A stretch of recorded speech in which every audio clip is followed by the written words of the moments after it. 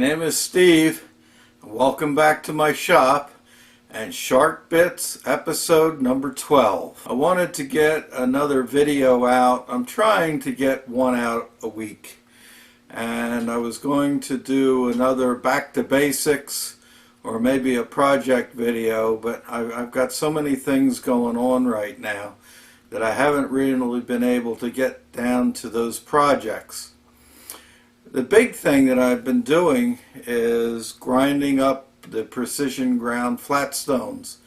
I know some of you have expressed an interest in purchasing them, and I have on the bench in front of me 3 pairs. I've got another one in the grinder that I'm working on for the first lot.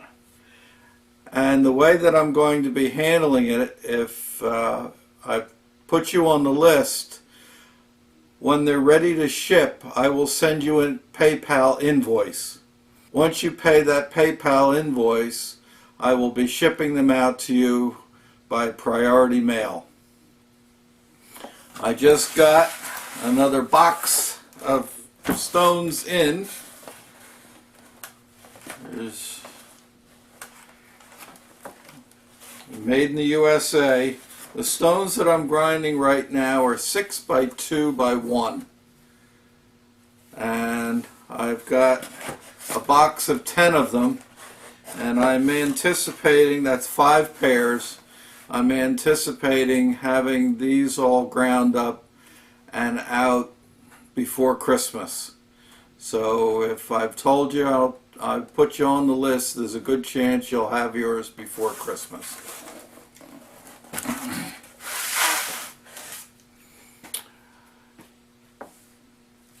I got some viewer mail the other day. One of the people that I follow and one of my followers is Everett from Everett's Workshop. I'll leave a link in the description, but check out Everett's shop. He does some very interesting work. He's got a very similar background to mine, and so I really enjoy his approach. So check out Everett's Workshop. I want to thank all my subscribers, and particularly all my new subscribers. I picked up over 150 new subscribers over this past month. We're really closing in on that 1,000 mark. We'll probably be there by Christmas, so get ready for the Precision Ground Flat Stone giveaway, which is going to be held when we reach our 1,000th subscriber. And I'm also going to have a second prize of one of my brass hammers. So make sure, if you're not already subscribed, subscribe to my channel. The quicker we get to 1,000, the quicker somebody can win these items.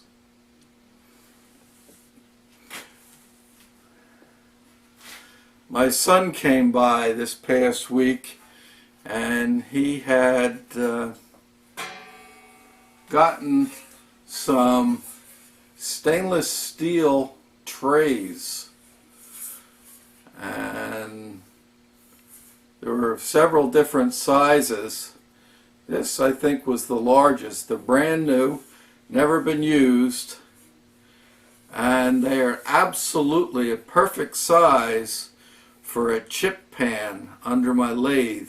So I'm going to take you over to my the lathe, and I'll show you how that's going to work. I've got my lathe bolted onto the top of this steel workbench. So what I'm going to do is unbolt it, and this pan will fit right underneath the lathe. It's the perfect width, and I'm probably going to put a drain on the bottom of it so that I can use my cool mist and be able to collect the coolant as it runs off. So that's one of my next shop projects. Looking forward to getting that in there. That's going to help to keep the bench a lot cleaner. couple of episodes back, I showed you my new belt sander grinder combination. It's a 6x48 belt, and I believe it's an 8-inch disc. And I've been using it. I just temporarily put it on that cabinet, and it works absolutely wonderful. The only problem that I'm having is that it's really too high for me. So I've got to do something different for the base. It came with a bolt together base, and I hate to use it only because it kind of wastes space. And I'd rather put it on something that I've got some storage underneath. So stay tuned for a resolution to that issue. In Shark Bits 11, I started putting my Igaging DRO scales on my little round column mill drill. And I got the x-axis in and working, and this past week I have been working on the y-axis. And I'm going to go handheld, and I'll show you how I've got that laid out. It's just too tight working in here to try and get some video of it. But what I'm going to do is, once I go to the final installation, at this point it's just all mocked up, and I will be taking it apart and putting it all back together and to mount the reed head. So I'm going to go handheld, and I'll show you what I've got. Since the base of this milling machine is a casting, it's got quite a bit of draft, so nothing is square. I took and made up a bracket on the end, and I drilled and tapped the base. There's a couple of 1032 socket head cap screws holding that bracket, and then the beam is bolted to the bracket. Now as we go around to the other end, I have a similar situation, and let me put another light on here, see if it helps. Yeah, it helps a little bit. And I put a bracket on the other end which will hold the scale. Now up in the center is the reed head.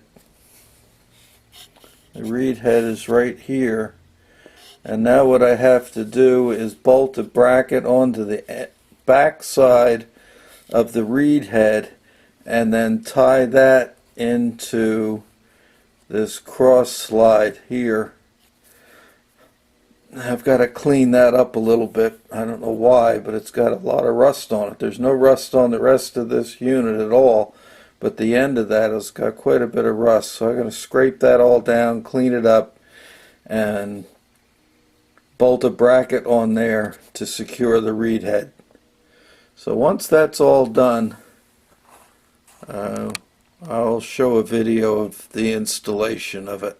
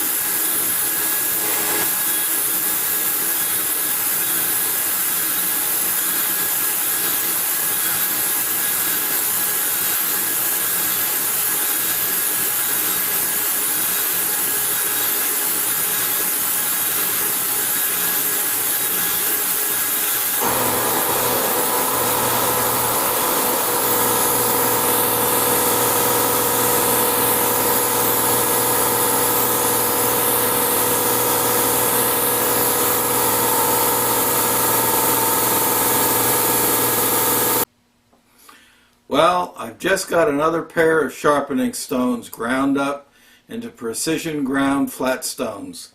Now all that's left to do is to grind the edges.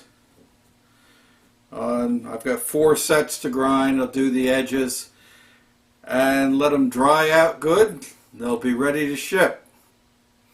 Well, that's a wrap for this Shark Bits episode number 12. Thank you for watching, and I'll see you in the next video.